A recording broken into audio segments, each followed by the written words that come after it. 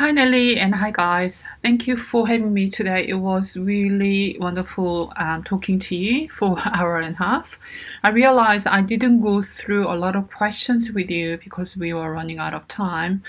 And I thought in the spirit of adding little more value to your life, that sounds rather grand, I decided to record this message, going through all the questions that you've gathered together in your class. So the first question I'm reading out, was it daunting starting a career, a business? I did answer this, but I want to touch it. I want to cover it again here in this recording. Now, yes, it was, as I said, and it always is when there is a change. Of course, that feeling, the emotional response is natural because there is underlying fear of uncertainty. But personally, I have a tendency to simply do. And this is my personal trait. I suppose it's a characteristics that I have. I have biased towards action. So I tend to just do rather than looking for permission. In other words, whenever something that I am faced with, I simply make a decision and just do, fully knowing that what I decide to do may not work out. So the idea is embracing uncertainty and knowing that things may not work out. In that case, we know I am prepared for it, essentially, even if I don't have all the answers. So that's a long-winded answer to that question. What jobs do you suggest for people like us who want to enter the field? I believe the field in this question, meaning the field of study that you are doing still are yet to finish, its communications and mass media. Now, I kind of implied the answer to this question during the talk. It's this: you do whatever you're given, you do what you get, basically, and do it well, above and beyond what is asked of you. I told you this a number of times. Doing what's asked, doing what's been requested, doing what you are getting paid to do, everybody does that. And when you only do what's requested, what's asked to do, you're gonna be left with everybody else. But when you do a little bit more than what is asked of you, that's where magic can happen. I say magic because there are things that you do not have control. There are things that happen to you that you don't know about. And that only happens, from my personal experience, that only happens when you deliver the result that is remarkable, as in worthy of remark. People will remark on your output. People will remark on your personality, your work ethics, when you do above and beyond. I hope that makes sense. That is the case whether you are working in a fast food place, whether you are working in a supermarket. It goes beyond the job that you are wishing to get. Whatever it is landing on your lap right now is what you have to do well at. That's my point. So, question number 3. What is the best way to promote a product service using social media networks? Now, I really wanted to address this. I did touch on the point that it's not about your products and services, it's about the people you want to serve. So fundamentally, I would ask you, what is your service for? Who is it for? And what is your promise around the service and products? What is it for? Who is it for? What's the promise? 3 questions you must answer. From there, your job is to understand the people you seek to serve, understanding that your product and services is not for everybody. Did you get that? You have to remember it's not for everybody. You are not here to change 10,000 or 1 million people with your service, products and services. As much as you would like to think that your product is going to be business, it's not for everybody. Just like I do not drink Coca-Cola, although Coca-Cola is a major brand.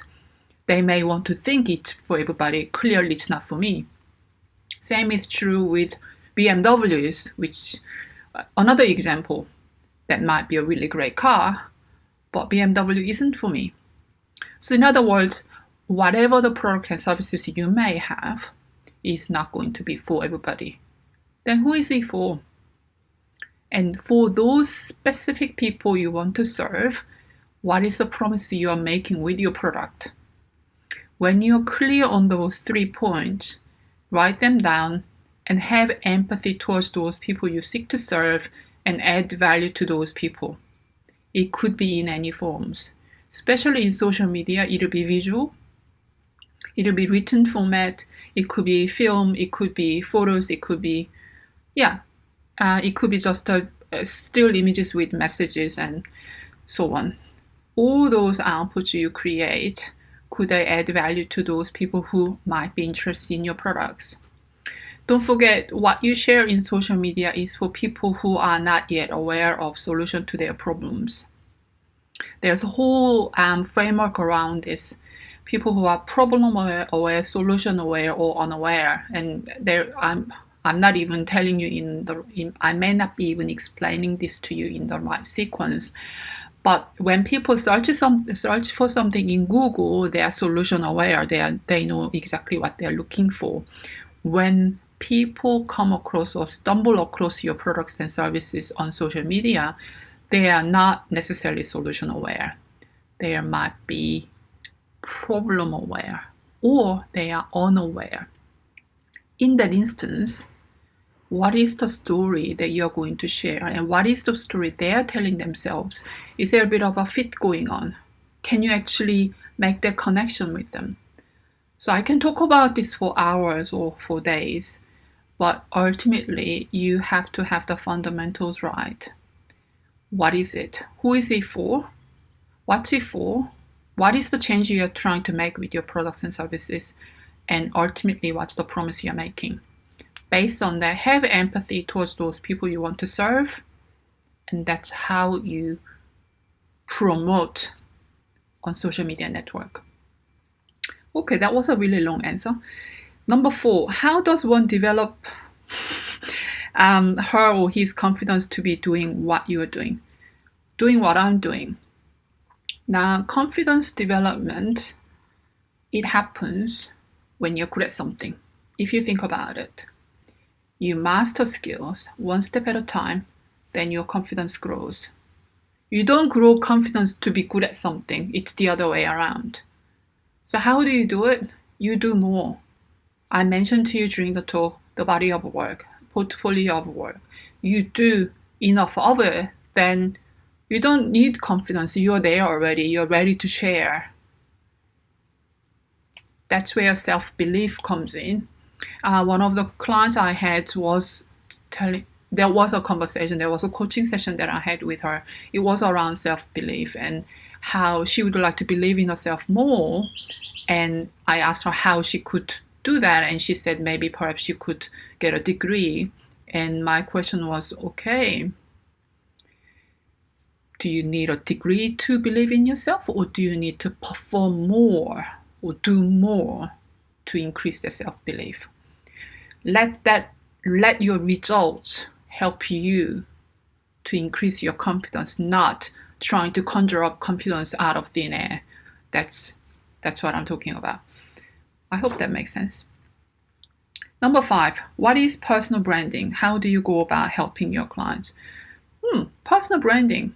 I explained what the branding is, what branding is. Branding is making a promise and keeping it over time, for a long time actually.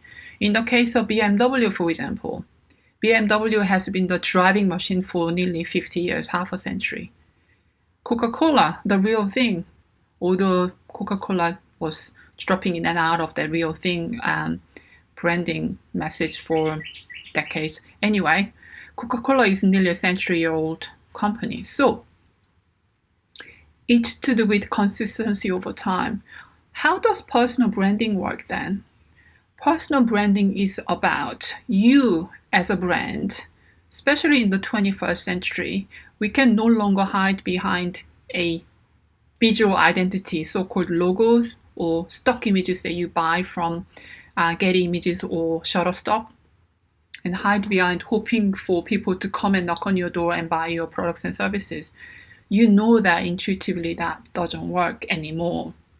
So my work survives. My work is all about empowering women to own their power, own their expertise, own their skills and knowledge, so that when they make a promise, they get to keep over and over and over again. I train them to think in that particular fashion. Along with it, learning to present themselves in a way that is consistent. It's setting up a baseline so then you don't go out in tracky bottoms hoping that your brand is going to be sustainable. It's about creating an image that is going to be sustainable, that is you, not a fake, not something that you have to manufacture that is not you. It's about understanding who you are and understand the value you create for the greater good, for the society, for the betterment of humanity, basically, in a really grand scheme of things, and learning to do time and time again so that your brand message sticks in the minds of people you want to serve. That's what personal branding is, really. I teach clients to be consistent with their message and the way they appear. So, how do I go about helping clients? Well, there is no cookie cutter process. If I were to have a cookie cutter, if I were to explain that to you, really it starts with knowing their baseline, where they are right now, what kind of problems they have. Look at how they are introducing themselves first, and that sets the tone. Okay, she's at that level. Typically, I work with women. And then I look at individuals' problems, what they are struggling with, their particular set of challenges, and I provide solutions for those. That's how it's done. So it's different depending on the client. So this is a practice, as in, if I'm not here, my business doesn't run because it relies solely on my knowledge and expertise in that area. So I hope that answers the question. If you have any further questions, do get back to me. Number 6, if you are 19 now and what would you do to become a social media marketer? I did answer this question. It's down to what you're marketing for and who is it for and what is your promise, basically. But that's a philosophical answer, really. If you want to know technical aspects of how to be effective in marketing services and products on social media networks, go and take out an online course. Udemy is a good place, as I mentioned to you. Courses on Facebook, advertising and Instagram marketing. And there's a course called How to Get 10,000 Followers in Instagram. Something like that. As cheesy as it may sound, the principles are the same. So don't go by the title thinking that you are suddenly going to get 10,000 followers on Instagram. The course creator probably used that title to hook you, but the course content will be quite fine. It will be based on all the things that I mentioned to you from the beginning. It's about understanding your audience and adding value to them. And that's the high level concept. The rest, the technical stuff, all these courses in Udemy will teach you how to do it. There's a nitty-gritty details, how to set it up, how much to spend, what kind of frequency you are doing, and how to target, there are lots of how-tos. Those are tactics that you can learn from any kind of courses that you can take out. You do not need any formal qualifications for this. Anyway, that is enough of me harping on about it. Number 7, what were some of the challenges that you faced at the beginning of your career? Like I said, I don't ask for permission. I typically just do and learn as I go. Yeah, sure, there are times when I was really stressed. Just to disclose here, I have been on antidepressant for a number of years in the past. I think I was on it for more than a decade when I was working in a high pressure positions rather. So yes, I struggled, but what I got to learn is that doing is better than not doing, whatever it is. By having done all those things in the past, I learned and I was able to pivot, and that's why I am here right now talking to you. And don't forget, this is not the first time I am giving a talk to young people like you. I've done so a couple of times at ECU. So it's coming from really genuinely wanting to help, and the experience that I had is something that you will experience. So just giving you a level of comfort, I guess, knowing that you will be okay. But that okay part only happens when you work hard for the things that you want to do rather than just coasting it around. If you want to be just comfortable and finding a job, get a job, stay in the job for 20, 30 years. If you think you want to do that, then I have a news for you. That ain't gonna happen. Anyway, next one. Number 8, we're nearly there. What are some of the challenges you have running my business right now? Okay, so I explained this. Cash flow is quite tough sometimes. It's not consistent because I'm not getting paid by somebody. It's all on me. So there are times when huge amount of money comes in. There are times when there is none. So my advice to you is learn to invoice and learn to get paid as early as possible. So that may only come when you start doing freelance work on the side while you have a daytime job. That's a really, really good experience to do so. I didn't mention this during my talk. Money is such an interesting subject. When you know how to invoice people, ask money for the work that you do, when you get to that level, then you're growing up. There are those people who work for a company for a number of decades and they do not know how to ask for money. And that, my friend, that's, I suppose I'm going in a bit of a deep end, but let me just reiterate, learning to ask for money for the value you create is a great learning opportunity, great growth opportunity. So if you could get hold of that kind of opportunity, go for it, do it. And I would like you to really consider getting to that point, even if you work for somebody else. That gives you a tremendous opportunity to learn and grow as a person. So that is a long-winded answer. Number 9, do you manage your business on your own or do you have a team? Yes, I mentioned to you, I have a very, very small team because I don't need a lot of people. I can just write everything myself, although that goes against the notion of you need to delegate so that you have free time. But I'm the kind of person who optimizes a lot. So I do have a lot of free time. Like today, I spent nearly 2 hours with you. I'm recording this for another half an hour. So I have a free time because I engineered it that way. But I do delegate the things that I don't want to do. I'm in a position to do so. So that answers the question. Would you agree that there is a lot of social media marketers? Yes, there are. And a lot of clients are wasting their money hiring these people. Even one of my clients who complained that she didn't get any value for money she spent. It was quite the opposite with me, of course, because she was one of my major clients, and she was basically not saying so many words, but relaying her frustration about how nothing really happened. So yes, there is a lot of social media marketers. If so, how do you set yourself apart? I briefly touched on this during the talk. Yes, there is a lot. There is actually a vast amount of toxic waste on the social media networks at the moment, but that's not my business.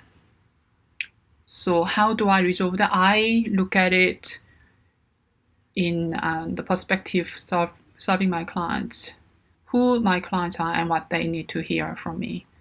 What their problems are, the solutions that I have.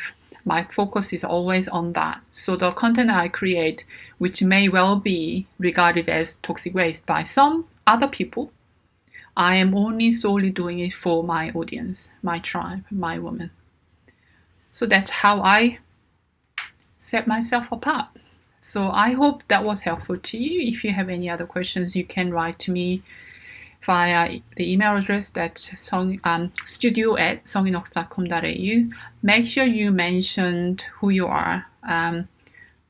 that mention this talk that I gave so that I have a bit of a context.